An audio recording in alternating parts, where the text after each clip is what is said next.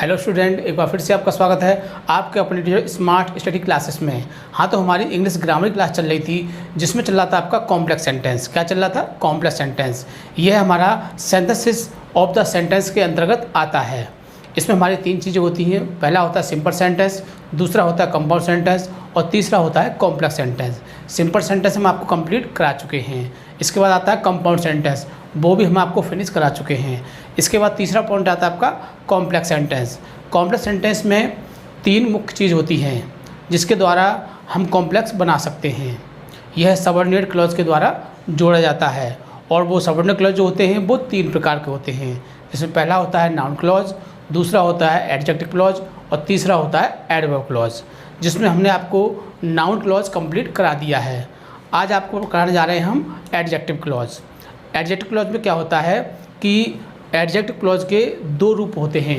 इसमें पहला होता है आपका रिलेटिव प्रोनाउन और दूसरा होता है रिलेटिव एडवर्ब। रिलेटिव प्रोनाउन के कुछ शब्द होते हैं और रिलेटिव एडवर्ब के भी कुछ शब्द होते हैं जिनके द्वारा हम दो वाक्यों को आपस में जोड़कर एक कॉम्प्लेक्स सेंटेंस बनाते हैं। पिछली वीडियो में हमने आपको बताया था कि नाउन क्लॉज के द्वारा किस तरह से हम कॉम्प्लेक्स सेंटेंस बनाते हैं। उसके केवल 3 शब्द थे और इसके कितने हैं? इसके 5, 6, 7 या 8, 10 तक शब्द होते हैं। जो मुख्य शब्द होते हैं इसके आपके 5 और 9, टोटल कितने हैं? इसके 9 वर्ड हैं इसके। यदि आपको ये 9 शब्द आसानी से याद हो जाते हैं तो आप किसी भी वाक्य को एडजेक्टिव क्लॉज द्वारा कॉम्प्लेक्स बना सकते हो। तो पहले देखते हैं ये कौन कौन से शब्द हैं, उसके बाद हम इसको फिर कॉम्प्लेक्स में कैसे फिट करते हैं, कॉम्प्लेक्स किस तरह से बनाते हैं वो हम आपको बताएंगे। तो सबसे पहले देखते हैं कि ये हमारे एडवर्ब क्लॉज के कौन कौन से शब्द होते हैं। सिंथेसिस, जिसको बोलते हैं हम संश्लेषण।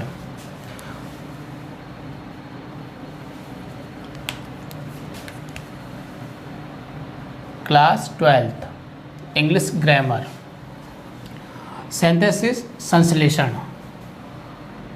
Adjective clause. एडजेक्टिव क्लॉज जो होता है वो सबऑर्डिनेट क्लॉज का दूसरा पार्ट होता है। पहला पार्ट होता है नाउन क्लॉज, दूसरा एडजेक्टिव क्लॉज और तीसरा होता है आपका एडवर्ब क्लॉज। पहली वीडियो में हमने फर्स्ट पार्ट में आपको नाउन क्लॉज के बारे में बताया था और सेकंड पार्ट में अब बताएंगे हम आपको एडजेक्टिव क्लॉज के बारे में। और इसका फिर तीसरा पार्ट आएगा आपका जिसमें बताएंगे हम आपको एडवर्ब क्लॉज के किस तरह से कॉम्प्लेक्स बनते हैं। तीनों पार्ट कंप्लीट होने के बाद आपका कॉम्प्लेक्स भी फिनिश हो जाएगा। तो एडजेक्टिव क्लॉज द्वारा कॉम्प्लेक्स बनाना, इसके द्वारा कॉम्प्लेक्स बनाने के लिए वाक्यों को रिलेटिव प्रोनाउन या रिलेटिव एडवर्ब के शब्दों द्वारा जोड़ा जाता है। वो शब्द इस प्रकार हैं। कौन से पॉइंट होते हैं इसके 2 भाग होते हैं, रिलेटिव प्रोनाउन और दूसरा होता है रिलेटिव एडवर्ब। तो हमको पहले ये पता होना चाहिए कि रिलेटिव प्रोनाउन के कौन से वर्ड होते हैं और उनको किस किस कंडीशन के अनुसार जोड़ा जाता है। तो पहला वर्ड होता है हु। ये किस अर्थ में आता है? जो, जो कि, जिसके। ये 3 में से किसी भी अर्थ में आ सकता है। और किसके लिए आता है? ये व्यक्तियों के लिए तथा जानवरों के लिए। दूसरा वर्ड है आपका हुम। होम, जो, जो कि, जिसके, ये इसी अर्थ में आएंगे और ये भी किस लिए आता है? व्यक्तियों के लिए और जानवरों के लिए। तीसरा है आपका हुज। हुज जो खास तौर से आता है वो जिसके के अर्थ में आता है। वैसे आप जो, जोगी के अर्थ में भी इसको हम लगा सकते हैं। हु के साथ एक कंडीशन होती है कि जो अगला सेंटेंस होता है उसका जो सब्जेक्ट होता है उसे हटा दिया जाता है। अगर हम हु का प्रयोग करें, दोनों वाक्यों को हु से जोड़ें, तो जो दूसरा सब्जेक्ट होगा सेकंड वाला उसको हटा देते हैं। ठीक है, इस कंडीशन को आप याद रखोगे। हुम और हुज के साथ ऐसा नहीं होता है। तीसरा वर्ड है आपका दैट। दैट माने भी क्या होता है? जो, जो कि, जिसके होता है। किसके लिए आता है? छोटी वस्तुओं के लिए और छोटे स्थानों के लिए आता है ये। फिर है आपका विच। विच का अर्थ भी होता है जो, जो कि, जिसके सेम अर्थ होता है और ये किसके लिए आता है? बड़ी वस्तुओं के लिए और बड़े स्थानों के लिए। तो ये जो बातें हैं हमको पता होनी चाहिए। यदि हमको ये बातें नहीं पता होंगी तो हम कॉम्प्लेक्स एडजेक्टिव क्लॉज के द्वारा नहीं बना सकते हैं। दूसरा अगला पॉइंट है आपका रिलेटिव एडवर्ब। रिलेटिव एडवर्ब के कितने शब्द होते हैं? 4 होते हैं। 5 इसको होते हैं, 9 टोटल शब्द 9 है। बहुत ही आसानी से याद हो सकते हैं यदि आप चाहें तो है आपका वाई। वाई मीन्स क्यों होता है वैसे, और किसके लिए आता है? ये कारण के लिए। तो ये आपको पता होना चाहिए कि यदि वाक्य में कोई कारण है, कोई रीज़न है, तो क्या आएगा? वाई से हम उस वाक्य को जोड़कर कॉम्प्लेक्स बना सकते हैं। वैन कब आता है? समय के लिए। यदि कोई समय का वाक्य आता है तो हम किससे जोड़ेंगे उसे? वैन से जोड़ेंगे।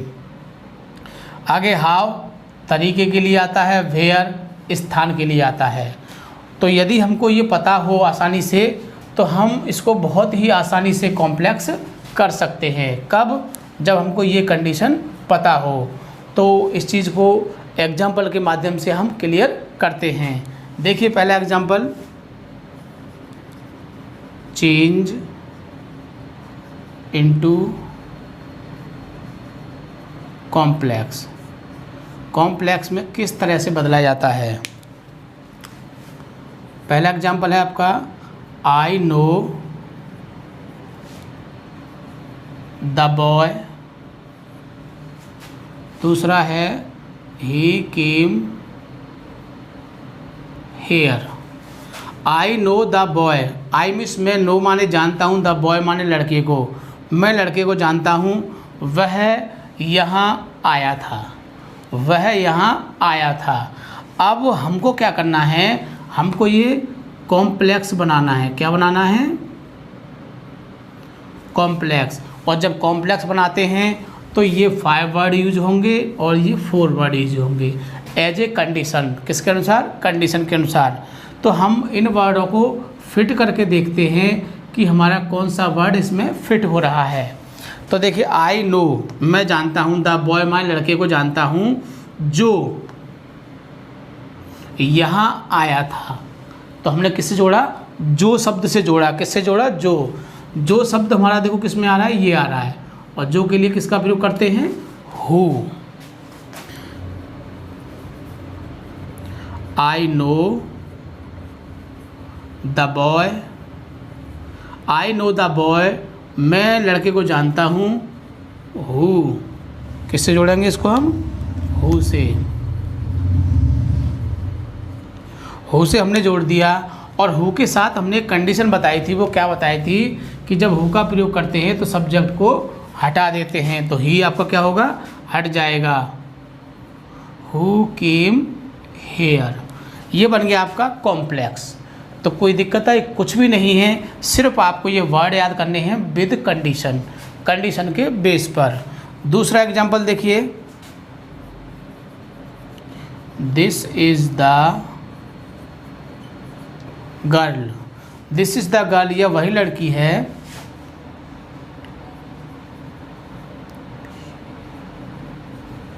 Parents are very honest. क्या करना है हमको? कॉम्प्लेक्स करना है हमें। अगर कंडीशन देता है कि एडजेक्टिव क्लॉज से बनाइए या नाउन क्लॉज से बनाइए या फिर एडवर्ब क्लॉज से बनाइए, तो आपको उसी से बनाना पड़ेगा। और यदि वो कंडीशन नहीं देता है तो आप फिर स्वतंत्र हो। आप फिर इसको जो इसमें फिट बैठे तीनों में से आप उससे ही इसको कॉम्प्लेक्स कर सकते हो। तो देखिए, दिस इज़ द गर्ल, यह वही लड़की है। The parents are very honest, जिसके माता पिता कैसे थे? हॉनेस्ट थे, बहुत ज़्यादा ईमानदार थे। तो जिसके, हमने क्या शब्द बोला? जिसके माता पिता बहुत ज़्यादा हॉनेस्ट थे। तो जिसके शब्द के लिए हमने क्या बताया था आपको? जिसके शब्द के लिए बेसिकली क्या आता है? हुज का प्रयोग करते हैं। तो इसका कॉम्प्लेक्स करते हैं। देखिए, this is the girl, this is the girl whose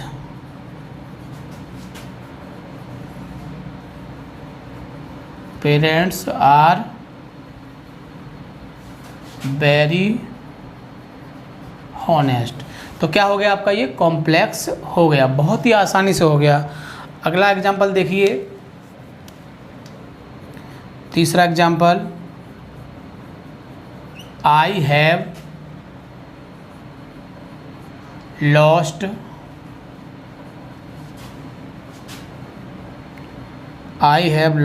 my watch. I have lost my watch, मेरी घड़ी खो गई है या मेरी घड़ी खो चुकी है। यू गेव मी, तुमने मुझे दी थी। मेरी घड़ी खो चुकी है, तुमने मुझे दी थी। अब इसमें हम देखते हैं कि हमें क्या चीज़ दिखाई दे रही है। देखो यहाँ तो प्रोनाउन है और यहाँ भी प्रोनाउन है। आगे या तो सब्जेक्ट देखते हैं या फिर ऑब्जेक्ट देखते हैं। ऑब्जेक्ट में क्या है देखिए, वॉच, और वॉच में क्या होता है, घड़ी। तो घड़ी क्या है, हमारी एक वस्तु है। क्या है, वस्तु है। अब वस्तु के लिए क्या लगाते हैं, बड़ी वस्तु है या फिर छोटी वस्तु है, छोटी वस्तु है ना। हाँ, तो घड़ी हमारी कैसी वस्तु है, छोटी वस्तु है। तो किसका प्रयोग करेंगे हम, डेट का। ये लिखा हुआ है, छोटी वस्तुओं के लिए क्या लगाते हैं, डेट कंजक्शन लगाते हैं। तो बनाएंगे इसको,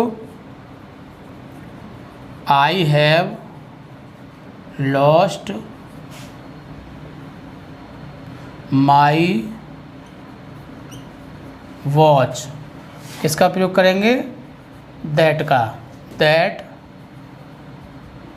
यू गेव मी, डेट का प्रयोग क्यों करेंगे, क्योंकि जो वॉच जो है वो छोटी वस्तु है।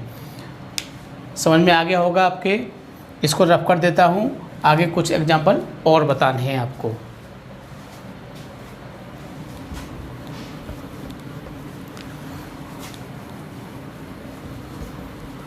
अगला एग्जाम्पल देखिए,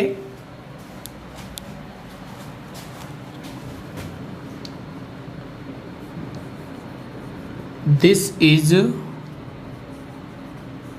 the house, this is the house. दूसरा सेंटेंस है, I bought last year, this is the house, जो वही घर है। आई बॉट, मैंने पिछली साल खरीदा था। अब देखो यहाँ दिस दे रखा है, यहाँ प्रोनाउन दे रखा है, क्या आ रहा है इसमें, हाउस आ रहा है। क्या आ रहा है, हाउस। हाउस एक हमारी स्थान है सकता है, और वो कौन सा स्थान है, बड़ा स्थान है। घर एक बड़ी जगह होती है, तो जब बड़ा स्थान आ जाए तो किसका प्रयोग करते हैं, विच का प्रयोग करते हैं। तो बनाते हैं इसको complex, this is the house which I bought last year. This is the house which I bought last year.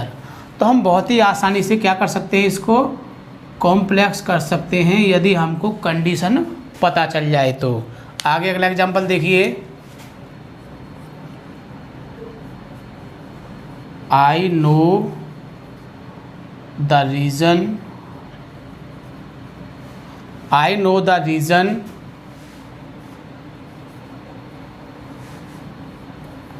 दूसरा वाक्य है, he came here। I know the reason, मैं कारण जानता हूँ। रीजन मीन्स क्या होता है, कारण। वह यहाँ आया, मैं कारण जानता हूँ, वह यहाँ आया। अब कारण के लिए देखो हमने बताया है, इसमें तो कोई चीज़ कारण के लिए है नहीं, ये है कारण के लिए। दिखाई दे रहा है आपको, किसका प्रयोग करते हैं, वाई का। तो बनाते हैं इसको कॉम्प्लेक्स बनाते हैं, आई नो द रीज़न, मैं कारण जानता हूँ जिससे, जिससे के लिए क्या लगाएंगे, वाई। ही केम हेयर। तो हम बहुत ही आसानी से कॉम्प्लेक्स कर सकते हैं। तो क्या बन गया आपका, ये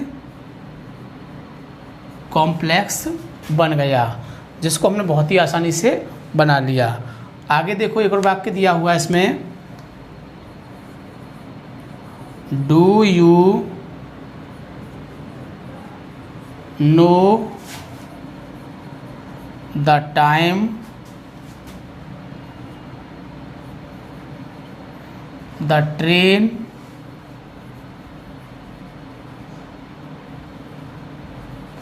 will come. Do you know the time, क्या तुम समय जब बता सकते हो या क्या तुम समय जानते हो। द ट्रेन विल कम आएगी, रेलगाड़ी आएगी। क्या तुम समय बता सकते हो या क्या तुम समय जानते हो, रेलगाड़ी आएगी। तो देखो हमको दिखाई दे रहा है इसमें टाइम, क्या दिखाई दे रहा है, टाइम। और टाइम के लिए देखो क्या लगाते हैं, टाइम मतलब समय के लिए क्या लगाते हैं हम, वैन। क्या लगाते हैं, वैन। तो इसका कॉम्प्लेक्स करेंगे, do you know the time, क्या तुम समय जानते हो, when the train will come. Do you know the time when the train will come. तो वैन से हमने इसको कनेक्ट कर दिया, इसको वाई से जोड़ा था, इसको हमने विच से जोड़ा था। इस तरह से हम किसी भी वाक्य को, किसी भी सेंटेंस को कंडीशन के बेस पर यदि हम इन शब्दों से जोड़ते हैं तो वो हमारा एडजेक्टिव क्लॉज द्वारा कॉम्प्लेक्स बन जाता है। आशा करता हूँ कि वीडियो आपकी समझ में आया होगा। इसीलिए आपसे रिक्वेस्ट है कि आप हमारे इस चैनल को शेयर करें, सब्सक्राइब करें, ताकि और स्टूडेंट भी इस चीज़ का फ़ायदा उठा सकें और वो भी अच्छे मार्क्स प्राप्त कर सकें। ठीक है, थैंक यू। जय हिंद, जय भारत।